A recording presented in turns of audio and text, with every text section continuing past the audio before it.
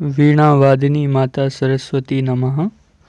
Hello everyone, मेरा नाम है गौरव और आज के वीडियो में हम डिस्कस करेंगे इलास्टिक एनर्जी का जो डेरिवेशन है उसे डिस्कस करेंगे। यह आपका सीबीएसई का 11th क्लास का टर्म 2 का सिलेबस है। फिजिक्स का ये चैप्टर 9 है, मैकेनिकल प्रॉपर्टीज ऑफ सॉलिड्स। तो हम लोग एनसीईआरटी को फॉलो कर रहे हैं और 3 लेक्चर्स में हम लोग ये सारे टॉपिक्स डिस्कस कर चुके हैं। इलास्टिक बिहेवियर हमने फर्स्ट लेक्चर में डिस्कस किया था। Hooke's law, Young's modulus, bulk modulus और शियर मॉडुलस ऑफ रिजिडिटी ये हम सेकंड लेक्चर में डिस्कस कर चुके हैं। स्ट्रेस स्ट्रेन रिलेशनशिप और पॉइसन्स रेशियो हम लोग थर्ड लेक्चर में डिस्कस कर चुके हैं। इन तीनों के लिंक आपको डिस्क्रिप्शन में मिल जाएंगे या फिर आप हमारी प्लेलिस्ट पर जाकर भी देख सकते हैं। तो इलास्टिक एनर्जी आज हम लोग डिस्कस करेंगे क्योंकि ये जो इलास्टिक एनर्जी है ये हमारे लिए इस चैप्टर का काफ़ी इम्पोर्टेंट टॉपिक है, इसलिए आइए इसकी हम शुरुआत करते हैं। तो इसमें मैं जो भी चीज़ें यूज़ करूँगा वो आपको एक्सप्लेन करता जाऊँगा, ठीक है। तो आपको टेंशन लेने की कोई बात नहीं है। इसमें जो हमारा सिलेबस का आपको बता दिया है ये हम डिस्कस कर चुके हैं। इलास्टिक एनर्जी आज डिस्कस करेंगे। तो elastic potential energy in A stretched wire, ये हमारा एनसीईआरटी का हेडिंग है, ठीक है। Elastic potential energy in A stretched wire, जब हम किसी वायर को स्ट्रेच करते हैं, जब उसे पकड़ करके खींचते हैं तो हमें कुछ काम करना पड़ता है, ठीक है। और जो काम करना पड़ता है वो जो काम है वो उसमें पोटेंशियल एनर्जी के रूप में स्टोर हो जाता है। तो उस पोटेंशियल एनर्जी की वैल्यू हमको इस डेरिवेशन में निकालनी होती है। तो अंडर टेंसाइल स्ट्रेस का मतलब आपको बता दिया है कि जब किसी भी चीज़ को हम स्ट्रेच करते हैं तो उसमें जो restoring force per unit area जो लगता है उसको हम टेंसाइल स्ट्रेस बोलते हैं। Work is done against inter atomic forces. तो जो अब आपको पता है वायर जो है एटम्स से मिलकर के बना होता है, तो उसमें क्या होता है, एटम्स के बीच में इंटर एटॉमिक फोर्स लग रहा होता है जो एटम्स को बांध करके रखता है। जब हम इसे पकड़ करके खींचेंगे तो एटम्स के बीच की ये डिस्टेंस जो है बढ़ेगी, जिससे इसमें एक्सटेंशन होगा। तो अगर ये बढ़ेगी तो क्या करना पड़ेगा हमको, ये जो फोर्स इन दोनों एटम्स के बीच में लग रहा है इसके अगेंस्ट हमको यहाँ पे कुछ वर्क करना पड़ेगा, एक्स्ट्रा फोर्स लगाना पड़ेगा। तो work is done against inter atomic forces. This work is stored in the wire in the form of elastic potential energy, ठीक है। ये जो वर्क है ये वर्क और एनर्जी एक दूसरे के इंटर रिलेटेड है फिजिक्स में, इसलिए हम लोग कहते हैं कि जो वर्क है वो इसमें पोटेंशियल एनर्जी के रूप में स्टोर हो जाएगा और उसकी वैल्यू हम लोग यहाँ पे निकालते हैं। तो सपोज़ करो जब वायर पे हमने कोई फोर्स नहीं लगाया था externally, suppose for unstretched wire, मतलब वायर जब अनस्ट्रेच्ड था, कोई उस पर स्ट्रेचिंग नहीं हुई थी, तो उसका जो ओरिजिनल लेंथ था वो कैपिटल एल था और जो उसका क्रॉस सेक्शनल एरिया था वो ए था। क्रॉस सेक्शनल एरिया होता है, जैसे मान लो ये आपकी कोई वायर है, ठीक है। तो इसका यहाँ पे ये जो डायामीटर वाला जो एरिया होता है, जो इसका ये नीचे वाला जो सेक्शन का जो एरिया होता है नीचे क्रॉस का, मतलब अगर हम वायर को ऐसे काट दें तो यहाँ से जो एरिया बनेगा इसका इस वाले सरफेस का, उसको बोलते हैं क्रॉस सेक्शनल एरिया, ठीक है। तो work done by the force in stretching a wire from 0 to L। अब मान लो अभी हमारी जो वायर है ये ओरिजिनल वायर है, ठीक है। ये हमारी कोई वायर है, ये लटकी हुई है किसी सपोर्ट से। अब क्या करते हैं, हम इस पे फोर्स लगाते हैं, ठीक है। मान लो आपने यहाँ पे ये कोई फोर्स लगाया, ठीक है। ये अभी इसकी जो ओरिजिनल लेंथ है वो क्या है, यहाँ तक की कैपिटल एल है। अब आप इस पे फोर्स लगाते हो तो ये जो है ये इतनी लंबी हो जाती है सपोज़, ठीक है। मैं अभी ड्राइंग से ज़्यादा मेरे उस पे ध्यान देना, ठीक है। तो ये जो है यहाँ पे मान लो इसकी लेंथ जो है स्मॉल एल जो है वो इंक्रीज हो जाती है, ये हमारी कैपिटल एल है। तो पहले हमारा एक्सटेंशन क्या था, 0, इसको हमने रेफरेंस मान लिया, यहाँ पे 0 और यहाँ पे बढ़ गई L। तो हमने स्ट्रेच कितनी कर दी, 0 से लेके L तक सपोज इस वायर को हमने स्ट्रेच कर दिया, तो हमें कितना काम करना पड़ा उसकी वैल्यू हम यहाँ पे निकालेंगे। ठीक है, तो अब आइए इधर चलते हैं। तो आपको पता है कि जो वर्क बराबर होता है फोर्स इनटू डिस्प्लेसमेंट। अब फोर्स हमने यहाँ पे कितना लगाया है, फोर्स हमने F लगाया है, और इस डिस्प्लेसमेंट कितना हुआ है, स्मॉल l। ठीक है, अब ये तो पूरा डिस्प्लेसमेंट है। अगर मान लो मैं इसका एक छोटा सा एलिमेंट ले लूँ dl, ठीक है, और उन सारे dl को सम कर दूँ, ठीक है, 0 से लेकर के l लिमिट तक, तो मुझे पूरा l मिल जाएगा। ठीक है, वही हम इंटीग्रेशन में करते हैं। तो इंटीग्रेशन का मतलब होता है सम। ठीक है, मतलब सारे के सारे dl को यहाँ से 0 से लेकर के यहाँ तक जितने भी dl हैं, dl एक बहुत छोटा सा एलिमेंट है, बहुत छोटा सा डिस्प्लेसमेंट है, तो उन सारे dl को हम अगर जोड़ दें तो हमको पूरी लेंथ मिल जाएगी, और लिमिट लगा दें अगर हम 0 से l तक, तो क्योंकि हम 0 से लेके l तक जोड़ना चाहते हैं। ठीक है, तो अब हमने जो छोटा सा dl स्ट्रेच करने में सपोज वर्क हुआ dw, ठीक है, तो पूरा w कितना होगा, वर्क कितना होगा, FDL, और लिमिट हमने लगा दी 0 से लेके l तक। ठीक है, तो ये सारे मतलब सारा dw सारे जुड़ जाएंगे तो हमें क्या मिल जाएगा, कंप्लीट dw मिल जाएगा। यानी कि w को हम ऐसे भी लिख सकते हैं, इंटीग्रेशन ऑफ dw। ठीक है, मतलब सारे w, स्मॉल w's को हमने जोड़ दिया कैपिटल W निकालने के लिए, टोटल वर्क निकालने के लिए। ठीक है, अब क्या करेंगे हम, वी नो दैट, अब हम यहाँ पे फोर्स की वैल्यू रखेंगे, फोर्स को कहीं से ढूंढ करके लाएंगे। अब हमें पता है जो y जो होता है हमारा यंग्स मॉडुलस होता है।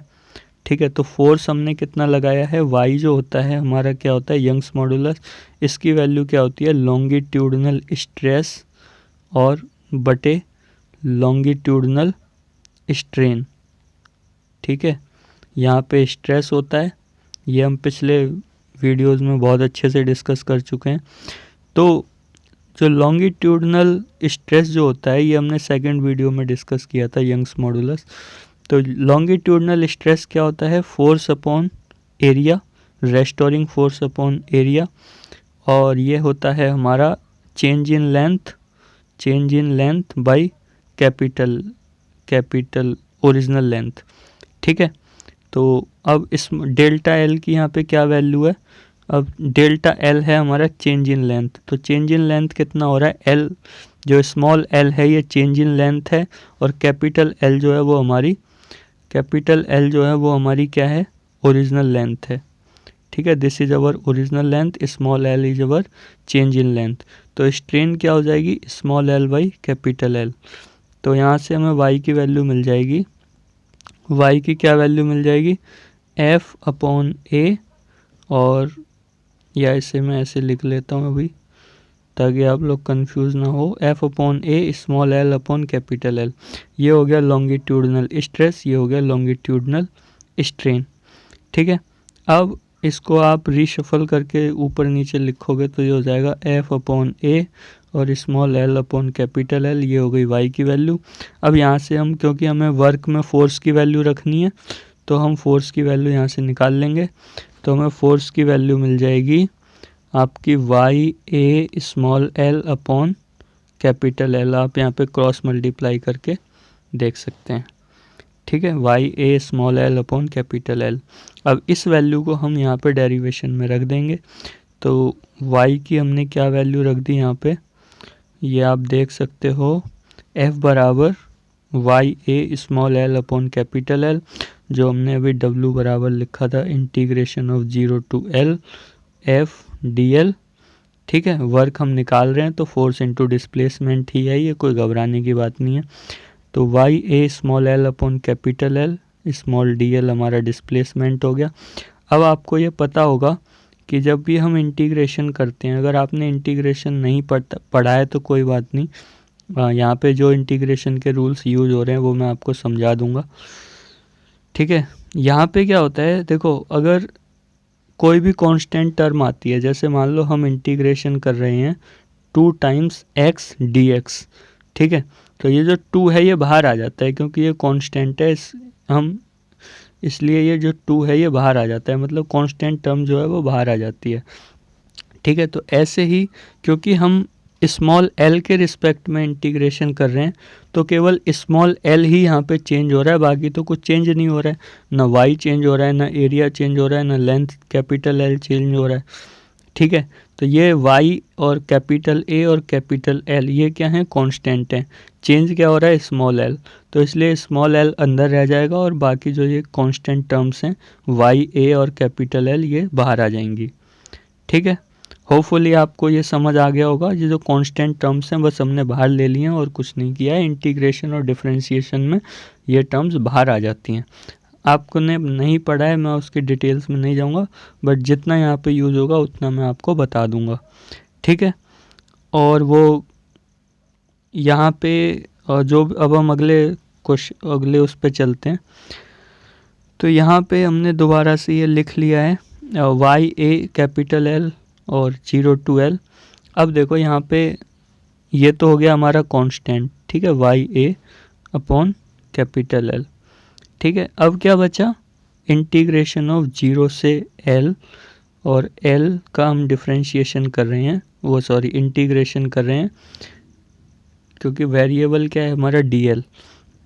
अब यहाँ पे देखो ये रूल होता है, एक फार्मूला होता है आपका, अगर यहाँ पे x है, ठीक है, उसकी कोई पावर है सपोज n, ठीक है, तो अगर हम dx, मतलब यहाँ भी वही वेरिएबल है और यहाँ भी वही वेरिएबल है, यहाँ पे अगर dx के रिस्पेक्ट में हम इंटीग्रेट कर रहे हैं x के रिस्पेक्ट में, तो और यहाँ भी x की पावर n है, तो इसका एक फार्मूला होता है, ये आप याद कर लीजिए, काफ़ी काम आएगा, x की पावर n+1 अपॉन n+1, ठीक है। ये जो n+1 है ये पूरा पावर में होता है, ठीक है। तो अब यहाँ पे देखो, हम अगर यहाँ पे सपोज आपकी x की पावर 1 होती या केवल x होता, x dx होता, तो यहाँ पे हम क्या करते, x की पावर 1 ले लेते और इंटीग्रेशन ऑफ x की पावर 1+1 अपॉन में 1+1, ये जो पावर है ये जो 1 ऐड हो रहा है ये इस पावर में ऐड हो रहा है ये, ठीक है। तो यहाँ पे क्या हो जाएगा आपका, एक्स स्क्वायर हो जाएगा ये और बाई 2 हो जाएगा, सॉरी यहाँ पे इंटीग्रेशन नहीं आएगा, ठीक है। मैं इसको वैसे तो थोड़ा मिटाने में मुझे वो करना पड़ेगा, यहाँ पे इंटीग्रेशन नहीं आएगा, ठीक है। तो आंसर क्या आ जाएगा आपका, x²/2। वैसे कांस्टेंट भी इसमें ऐड होता है, बट अभी आप उसके मैं अभी इंटीग्रेशन नहीं पढ़ा रहा हूँ इसलिए उसकी डिटेल्स में मैं नहीं जाऊँगा, बट x²/2 ही अभी हमारा आंसर कहलाएगा, ठीक है। ऐसे ही जब हम यहाँ पे इंटीग्रेट करेंगे इसको, l जो है, अब यहाँ पे आप x को l मान सकते हो, तो l dl और लिमिट है हमारी 0 to L, तो क्या होगा यहाँ पे जब हम इसे इंटीग्रेट करेंगे तो इसको हम लिख लेंगे 0 से L, L की पावर 1 dl, ठीक है। अब वही फार्मूला लगा देंगे, x की पावर n+1 अपॉन n+1, तो इसका इंटीग्रेशन हो जाएगा l की पावर 1+1 बाई 1+1, ठीक है। और ये हो गया आपका इंटीग्रल, लिमिट लगा देंगे 0 से L तक। जिनको आता है वो थोड़ा सा स्किप कर सकते हैं ये पोर्शन, बाकी जिनको नहीं आता है उनके लिए मैं बता रहा हूँ। तो ये आपका हो जाएगा L², यहाँ हो जाएगा 2 और यहाँ लिमिट लग जाएगी 0 से लेकर के L तक, ठीक है। अब क्या करेंगे, ये जो L है, जो अपर, इसको बोलते हैं लोअर लिमिट और ऊपर वाले को बोलते हैं अपर लिमिट, ठीक है।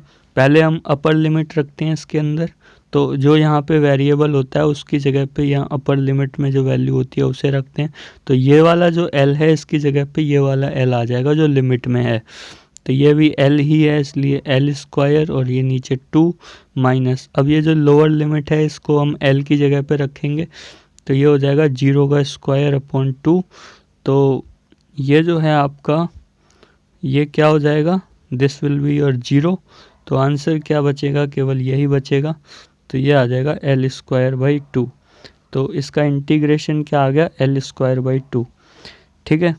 तो अब यहाँ पे मैंने ये डायरेक्ट लिख दिया था बट आपको समझा दिया है। तो ये आपका ये हो गया Y A capital L L square by 2।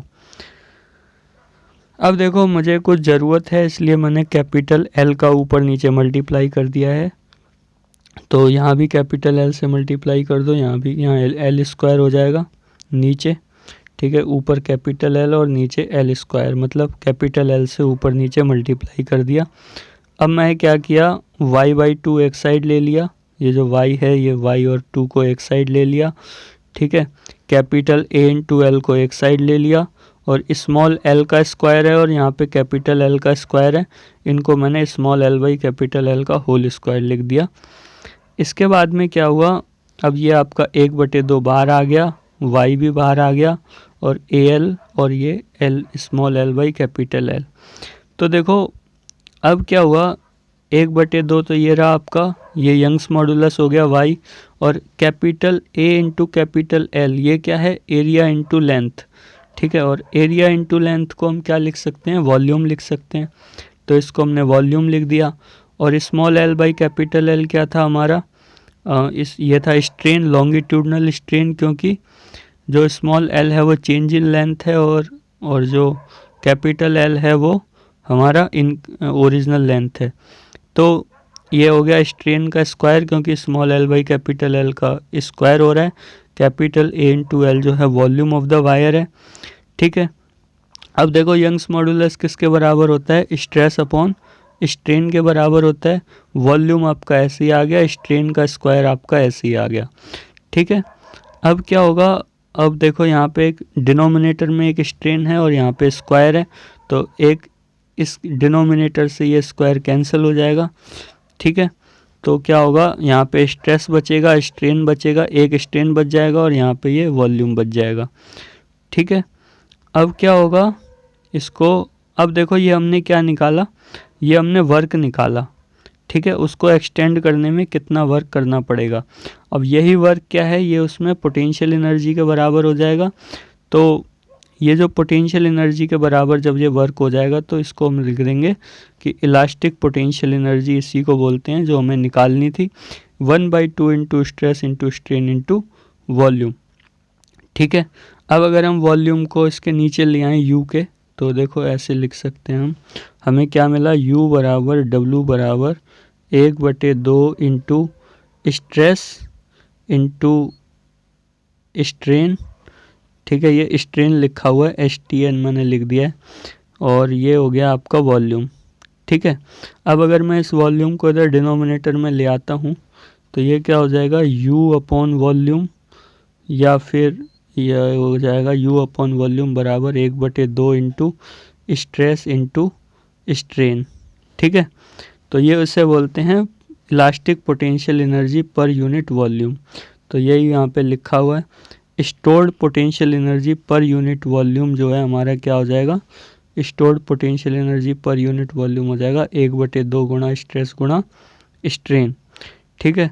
इसी को ही हम बोलते हैं इलास्टिक पोटेंशियल एनर्जी, क्योंकि ये इलास्टिक लिमिट में पाई जाती है, यंग्स मॉडुलस इलास्टिक लिमिट में पाया जाता है, ये हमने हुक्स लॉ में फॉलो किया था। तो इसको स्मॉल u से डिनोट करते हैं, इसको कैपिटल U से डिनोट करते हैं जब वॉल्यूम पर यूनिट वॉल्यूम जब होता है तो स्मॉल u, और पर यूनिट वॉल्यूम नहीं होता है तो कैपिटल U, ठीक है। तो कैपिटल ये हो गया आपका 1/2 गुणा स्ट्रेस गुणा स्ट्रेन, ठीक है, elastic potential energy per unit volume. तो होपफुली आपको इतना समझ आ गया होगा। अब इतना ही हमें डिस्कस करना था। आपका ये चैप्टर CBSE के सिलेबस के हिसाब से ख़त्म हो चुका है। अगर आपको कुछ एक्स्ट्रा डाउट्स आते हैं तो आप मेरे से पूछ सकते हैं। NCERT की प्रॉब्लम्स भी हम लोग करेंगे, इसके लिए हम आगे वाला लेक्चर डिसाइड करेंगे। तो I will try my best. तो आप लोग खुश रहिए, अपना पढ़ाई करते रहिए और हमको भी थोड़ा मोटिवेट करते रहिए। Thank you very much.